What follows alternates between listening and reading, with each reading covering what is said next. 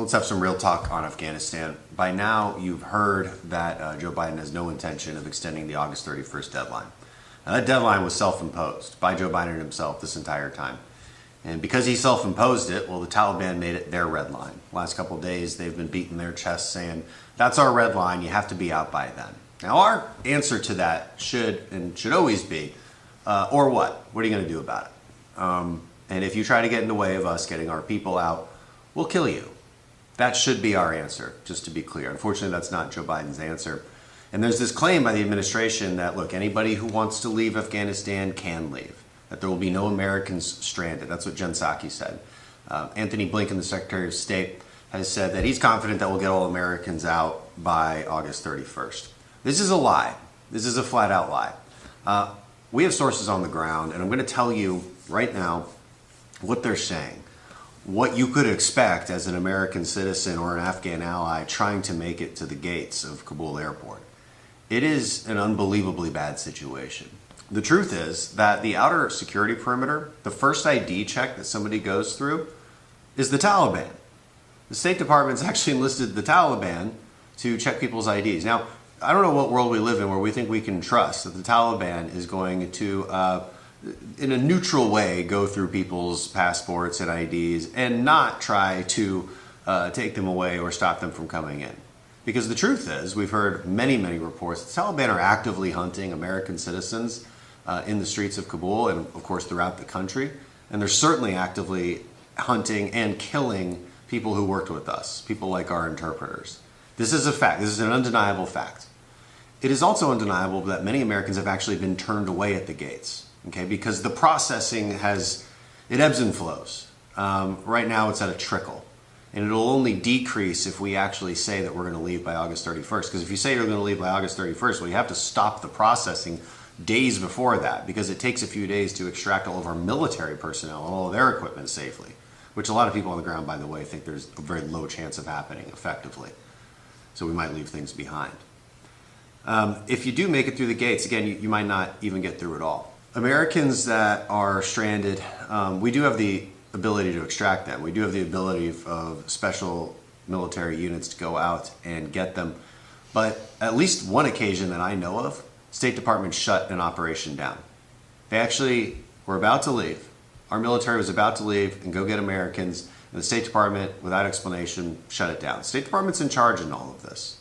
Department of Defense is the implementers. Right? They might give it some advice, but the State Department's in charge.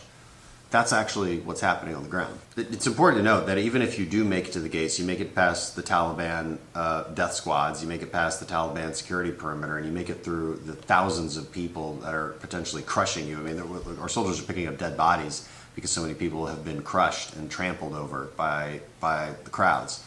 If you do make it there, it's not as if there's a processed, it's not as if there's a line that people walk through and documents get checked.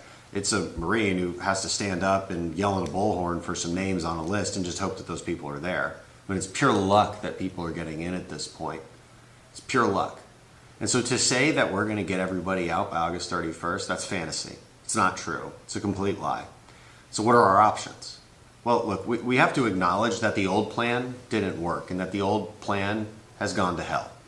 And we need to acknowledge that we now need to reset the chessboard, that we need a new plan. If as a country we actually care about getting our American citizens and our allies out, and I think we should. I think a lot of people agree with that.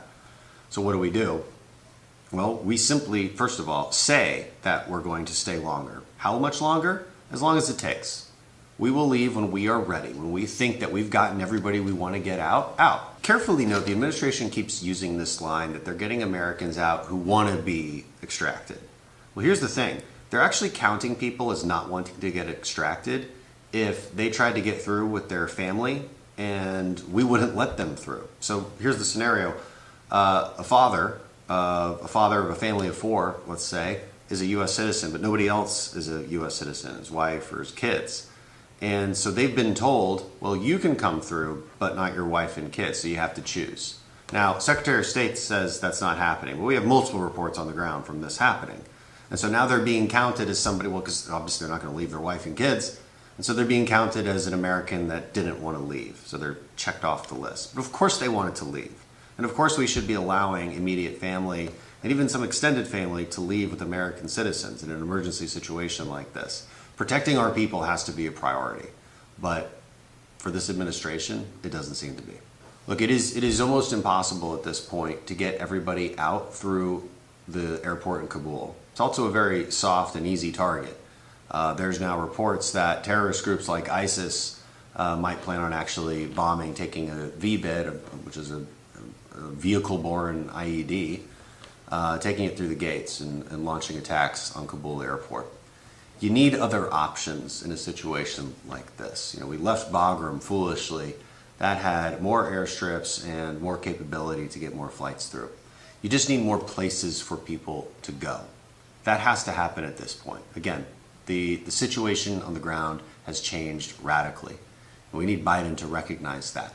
We need Biden to actually take action that protects American citizens and protects our allies, protects our dignity in all of this. He's refusing to do it. We need more public pressure on him to change course and do what's right here.